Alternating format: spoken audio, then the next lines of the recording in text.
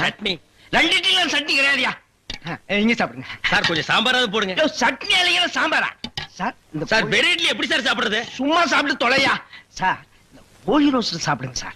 இந்த மீனோட ரோஸ்ட் அதை விட நல்லா இருக்கும். இந்த கோழியோட லிவரை நெய்யில வறுத்து அப்படியே இளநி தலையா, நானும் பாக்குறேன். இந்த ஹோட்டல்ல மட்டும் இல்லடா, எல்லா ஹோட்டலும் இதே தான்டா செய்யறீங்க. 2 இட்லி வாங்கினா ரொம்ப கேவலமா நினைக்கிறீங்க. அதிகமா சாப்பிடணும் உளுந்து உளுந்து கவனிக்கிறீங்க. 100 தடவை அவன சாரு சாருங்கறிய. அந்த நாய் தின்னதுக்கு பில்லு நானாடா கொடுக்கணும். 2ல 1 எனக்கு தெரிஞ்சாகணும். உங்க ஹோட்டல் முதலாளியை கூப்பிடுறா. நான் தாங்க முதலாளி. நீதான் முதலாளியா? சரி, சப்ளையர் பையங்களை கூப்பிடு. அவங்க எல்லாம் எதிர்த்த ஹோட்டல்ல சாப்பிட போயிருக்காங்க. ஏன் உன் ஹோட்டல்ல சாப்பிட மாட்டாங்களா?